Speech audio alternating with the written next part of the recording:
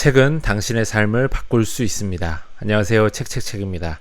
들으면 들을수록 여러분들의 운이 좋아지는 읽고 떠들기 시작하겠습니다. 오늘 소개해드릴 책은 한 문장으로 말하라 라는 책입니다. 나스요 립슈츠라는 분이 지으셨고요. 비즈니스 북스에서 나왔고 2020년 7월에 출간된 책입니다. 총 페이지 수는 240쪽입니다. 먼저 저자 소개 짧게 말씀드려 보겠습니다. 저자 나스요 립슈츠, 사업전략 컨설턴트이자 월드클래스 스피킹 인증 스피치 강사로 뉴욕에서 활동하고 있다. 와세다대 상학부를 졸업하고 뉴욕대 스턴 경영대학원에서 MBA를 취득했다. 이토추 상사 뉴욕지사와 맥킨지앤컴퍼니에서 근무했다.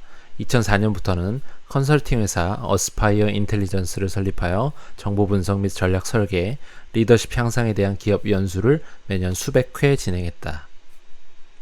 2013년 처음 스피치 대회에 출전했을 때의 기억이 아직도 생생하다.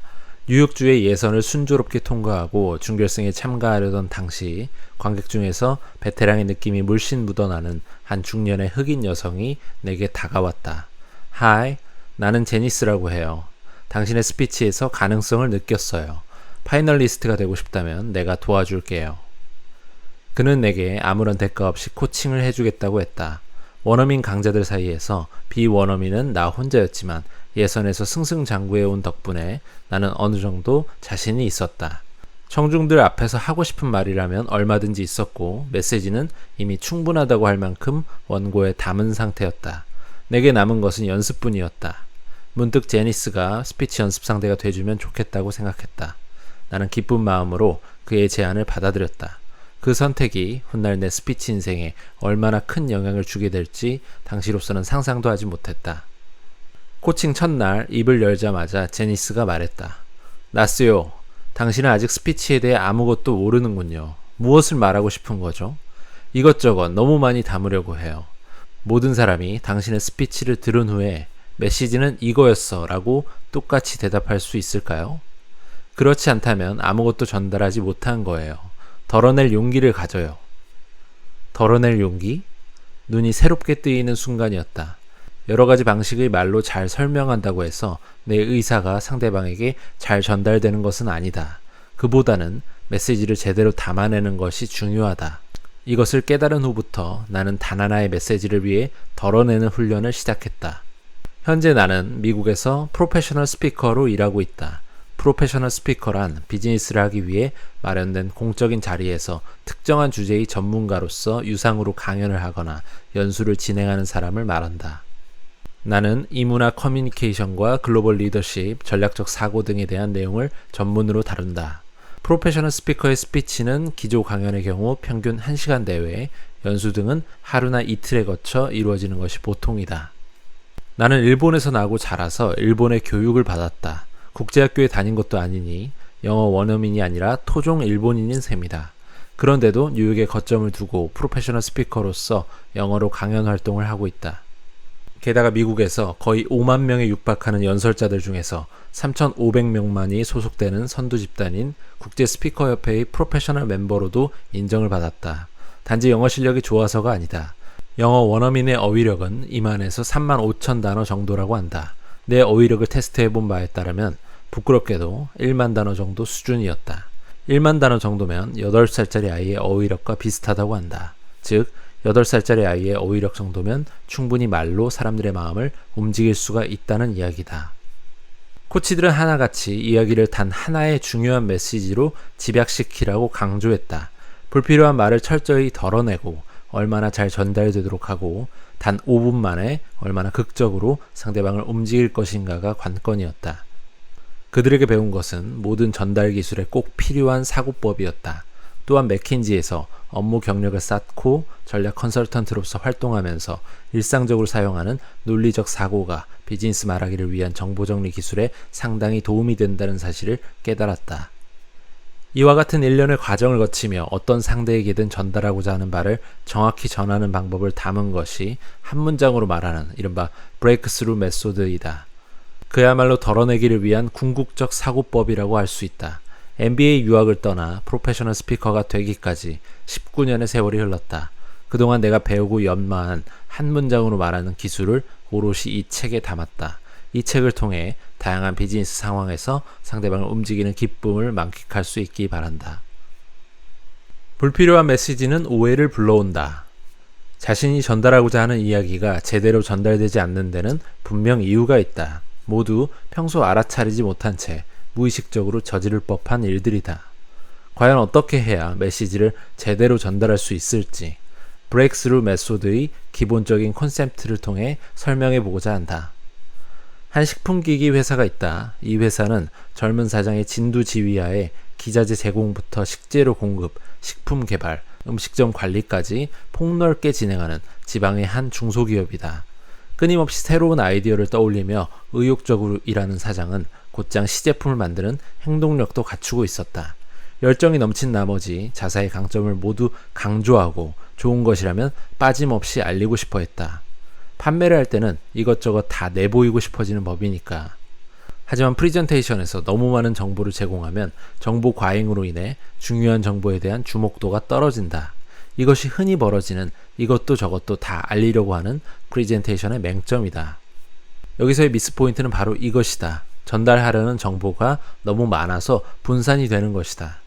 내가 대중연설을 배울 때 코칭을 해준 제니스로부터 가장 먼저 집중적으로 지도받은 것도 바로 이야기를 하나의 메시지로 집약시키는 일이었다. 나스요. 그래서 하고 싶은 말이 뭐예요? 스피치 안에 메시지가 2개네요. 무슨 말을 하려는 거죠? 내 나름대로 하고 싶은 말을 잘 다듬었다고 생각했지만 제니스에게 꾸준히 지도받은 것은 불필요한 내용을 덜어내는 작업이었다. 모든 비즈니스 말하기에는 상대방에게 꼭 전달하고 싶은 하나의 메시지가 있기 마련이다. 그 단 하나의 중요한 메시지를 브레이크스루 메소드에서는 One Big Message라고 한다. 자신이 하고 싶은 이야기를 One Big Message에 담아야만 상대방에게 훨씬 잘 전달이 된다. One Big Message를 한 문장으로 정리해 의도한 대로 명확하게 전달하는 일이 무엇보다 중요하다.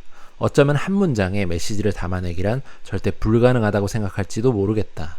물론 모든 말하기를 한 문장 내로 끝내라는 것은 아니다. 듣는 사람의 마음에 가장 남기고 싶은 One Big Message를 한 문장 이내로 응축시키라는 말이다. One Big Message를 한 문장으로 줄이려면 정말로 필요한 말만 남기고 주변 정보는 덜어내야 하는 수밖에 없다. 한 문장을 기준으로 불필요한 것을 덜어내다 보면 정말로 중요한 부분만이 남게 될 것이다. 가장 전달하고 싶은 말이 무엇인지 생각한 후 단 하나의 메시지를 상대방에게 전하기 위해 필요한 정보만을 찾으면 되는 것이다. 불필요한 정보는 모두 버려라. 비즈니스 말하기에서는 그야말로 정보를 정리하는 기술이 필요한 것이며 가장 중요한 정보만을 얼마나 잘 정리하는가에 성패가 달려있다. 이야기의 주인공은 당신이 아니다. 비즈니스 세계에서는 내용을 전달하는 방법만 바꾸어도 아주 큰 차이를 이끌어낼 수가 있다. 실제로 메시지만 바꾸었는데도 약 3억엔에 가까운 투자금을 얻어낸 사례도 있다. 여기 오카다 씨의 프리젠테이션 자료의 예를 한번 들어보겠다. 풍부한 사업 경험, 각 사업 분야에 정통한 넓은 전문 지식, 경영자로서의 수완, 자사가 이끌어갈 사업의 밝은 전망. 창업가로서 자신을 충분히 어필해서 상대방에게 신뢰감을 주려는 사업가들의 전형적인 프리젠테이션이었다. 오카다 씨의 프리젠테이션을 보고 내 눈에 직관적으로 들어온 패턴은 모든 메시지가 자신의 관점에서 작성되어 있다는 것이었다. 대개 프리젠테이션이나 말하기를 준비할 때면 발표자는 자신이 말하고 싶은 말을 먼저 생각한다. 처음에는 자기 위주로 말할 생각이 없었지만 자신도 모르는 사이에 나는 이렇게 성공했다. 나에게 이런 강점이 있다라면서 자기 위주로 말하는 사람이 많다. 하지만 프리젠테이션이든 회의든 보고든 모두 듣는 사람의 관점이 더욱더 중요하다. 여기서의 미스 포인트는 바로 이것이다. 자신의 관점으로만 말을 한 것이다. 브레이크스루 메소드에서는 듣는 사람이 주인공이다. 좋은 발표자란 자신의 관점이 아니라 듣는 사람 관점에서 이야기할 수 있는 사람이다. 내가 주인공이 아니라 듣는 사람을 주인공으로 정해 글을 쓰고 말해보라. 듣는 사람을 주어로 사용하기만 해도 이야기의 중심이 듣는 사람의 관점으로 이동한 듯한 인상을 준다. 예를 들어서 오늘은 제 영어 공부법의 비결을 알려드릴게요 라고 하면 주인공은 말하는 사람이 된다. 이야기하는 내내 자신을 중심에 둔 일방통행식 말하기가 돼버리고 만다. 하지만 오늘 여러분은 영어 공부법의 비결을 배우고 가게 될 겁니다. 라고 말하면 주어는 듣는 사람을 의미하는 여러분으로, 수로도 듣는 사람 관점에서 배우고 가게 된다 라는 식으로 바뀐다. 이렇게 주어와 수로만 바꾸어도 이야기가 주는 느낌은 완전히 달라진다. 듣는 사람은 자연스레 자신의 이야기에 포함된 듯한 소속감을 느끼게 된다. 따라서 늘 상대방이 무엇을 원하는가를 듣는 사람의 관점에서 생각을 해보자. 프리젠테이션이나 보고 같은 비즈니스 말하기의 주인공은 말하는 사람이 아니라 듣는 사람이다. 말하는 사람은 듣는 사람을 단 하나의 중요한 메시지로 이끄는 안내자인 것이다. 앞서 오카다 씨는 자신의 경험, 자신의 지식, 자신의 수완 등 자신의 관점에서 만들어진 메시지를 전달했다. 그러나 프레젠테이션의 목적이 투자를 얻는 것인 만큼 듣는 사람인 투자자, 나아가 그 너머에 있는 시장과 사회에 자신이 어떤 이익을 가져다 줄 수 있는지를 드러내야만 한다. 듣는 사람의 관점에서 프레젠테이션 메시지를 아래와 같이 한번 바꿔보았다. 내 사업에 투자한 사람들을 위해 틈새 시장을 공략하는 물품 조달 전문가. 오카다 씨는 이렇게 수정한 프레젠테이션 메시지를 가지고 투자 설명회를 열어서 무려 3억엔의 투자를 받아낼 수가 있었다. 사업이나 제안의 내용을 바꾼 것이 아니라 단지 프레젠테이션의 중심을 듣는 사람의 관점으로 이동시킨 것 뿐이었다. 비즈니스 말하기는 어디까지나 듣는 사람이 주인공임을 잊지 말아라. 청중의 관점에 서서 이야기했을 때 비로소 상대방의 마음과 머리를 움직일 수가 있는 것이다. 비즈니스 말하기의 목표는 상대방의 마음과 머리를 움직여 의식을 바꾸고 상품 구입 등의 행동으로 연결시키는 것이다. 흔히 인간의 행동을 이끌어내려면 세 가지 요소가 필요하다고 한다. 바로 에토스, 신뢰, 파토스, 감정, 로고스, 논리다. 이것은 아리스토텔레스가 주장한 설득의 3요소로 그리스 시대부터 인간의 본질이 크게 달라지지 않았음을 보여준다. 즉 에토스와 파토스, 로고스가 갖춰졌을 때 비로소 인간의 머리와 마음을 움직일 수가 있는 것이다. 그런데 대체로 반응을 이끌어내지 못하는 평범한 프레젠테이션 중에는 기능만 나열하는 유형이 많다. 예를 들면 신제품 로봇 청소기를 소개하면서 새로운 기능의 특징만을 전달하는 식이다. 물론 메시지의 로고스만으로 판단하면 그것도 좋은 세일즈 포인트라고 생각할 수가 있다. 하지만 설득의 메시지에 파토스가 빠져 있다면 상대방의 마음은 절대로 움직이지가 않는다. 인간의 감정을 움직이려면 청소기를 손에 넣었을 때의 생활이 얼마나 드라마틱하게 편해지고 좋아지는지에 대한 미래의 예상도를 보여주어야만 한다. 행복한 미래 예상도를 제시하면 인간의 마음은 움직이는 법이다. 인간은 감정으로 먼저 받아들이고 이성으로 판단하는 동물이라고 하지 않던가? 한편 에토스는 파토스와 로고스를 지탱하는 기반이다. 에토스는 영어 단어 윤리의 어원으로서 신뢰와 덕을 의미한다. 예를 들어 청소기를 출시한 회사가 업계에서 신뢰를 얻고 있다면 자연스레 에토스가 작용한다. 또한 윤리적 소비를 중요하게 여기는 밀레니얼 세대를 겨냥한다면 환경을 파괴하지 않고 전기를 절약한다는 정보 등의 요소도 에토스를 형성하는 데 긍정적으로 작용할 것이다. 상대방의 마음을 움직이고 상대방의 머리를 움직여서 의식 개혁을 이뤄내고 상대방이 행동하게 만들 때 비로소 진정으로 마음과 머리를 움직이는 말하기를 할 수가 있는 것이다. 상대방을 움직이려면 구체적으로 어디서부터 시작해야 할까? 나는 늘 나 자신과 내 말을 듣는 이들의 공통점을 찾는 것부터 시작한다. 듣는 사람들과 연결되려면 겉으로 드러난 속성보다 훨씬 깊은 곳에서부터 소통을 통해 이어져야만 한다. 말하는 사람인 당신을 커다란 원이라고 한번 생각을 해보자. 그리고 당신의 역할은 듣는 사람의 안내자이다. 마찬가지로 듣는 사람도 커다란 원이라고 한번 상상해보자. 당신과 듣는 사람을 상징하는 두 원이 겹치는 부분이 바로 공통의 관심인 셈이다. 말하는 사람과 듣는 사람의 원이 겹친 부분을 찾아내기 위해 다음에 나오는 4가지 질문을 한번 던져보자. 첫 번째, 듣는 이는 누구인가? 두 번째, 듣는 사람은 무엇을 얻을 수가 있는가? 세 번째, 왜 당신이 그 이야기를 해야만 하는가? 네 번째, 이야기의 목적은 무엇인가? 3가지 근거로 메시지를 뒷받침하라. 원 빅 메시지를 뒷받침하는 근거는 바로 메인 포인트다. 이제 듣는 사람의 마음에 울림을 주려면 메인 포인트를 어떻게 다듬어야 할지 알아보자. 우선 메인 포인트는 3가지일 때 효과적이다. 왜 3가지일까? 왜 3일까? 인간이 보통 3이라는 숫자를 쉽게 기억하는 3의 매직 때문이다. 또 숫자 3이 들어간 것에 익숙하다. 그만큼 3이라는 숫자는 인류의 무의식에 새겨진 수라고 볼 수 있다. 프리젠테이션에서도 그냥 A사를 매수하는 편이 좋은 이유를 설명하겠습니다 라고 말하지 말고 A사를 매수하는 편이 좋은 이유 3가지를 말씀드리겠습니다 라고 말하면 듣는 사람들이 메모할 확률이 높아진다.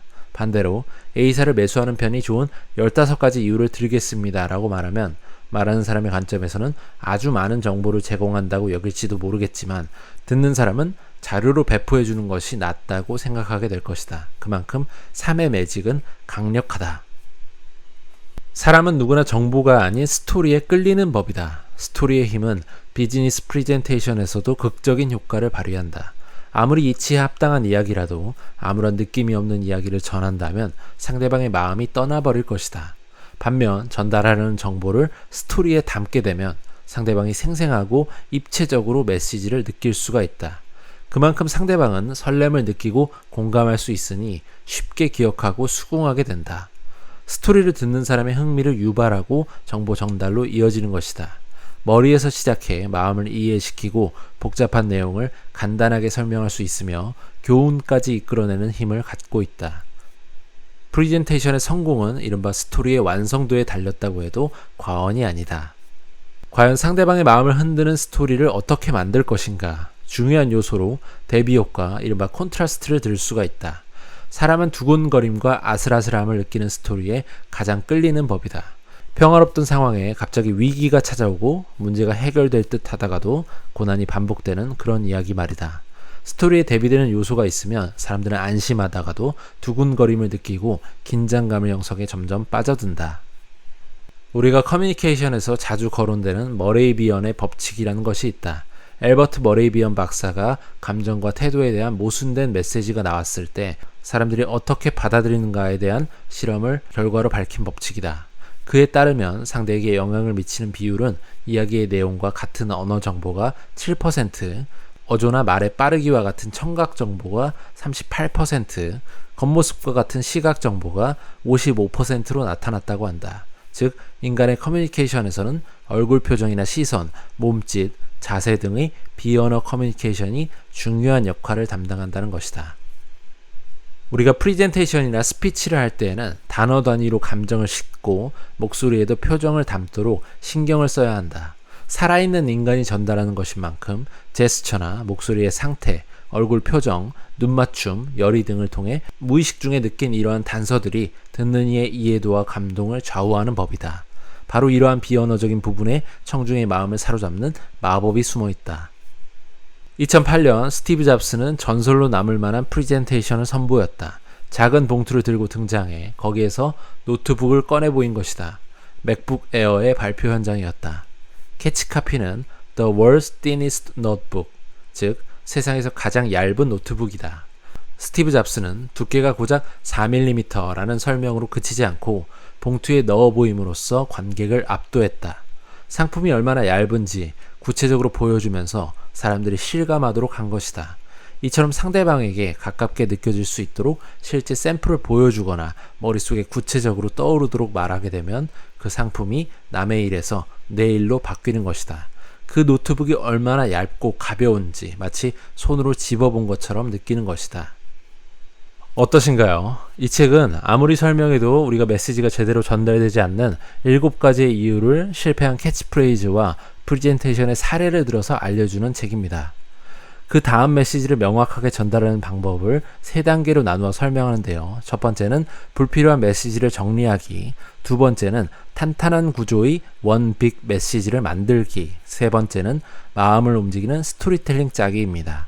더불어 표정과 시선 처리 방법, 또 쉬어가야 될 타이밍, 동작의 활용법 등 메시지의 전달 효율을 높이는 비언어적인 기술들도 세세하게 짚어주는 책입니다. 말을 잘하고 싶은 분들, 성공적인 프레젠테이션을 하고 싶은 분들, 핵심만 전달하고 단숨에 청중을 사로잡는 그런 말하기를 구사하고 싶은 분들께 이 책을 추천드립니다. 오늘은 여기까지 하겠습니다. 유익하셨거나 도움이 되셨다면 구독과 좋아요 부탁드립니다. 이 채널을 유지하는 힘입니다. 감사합니다.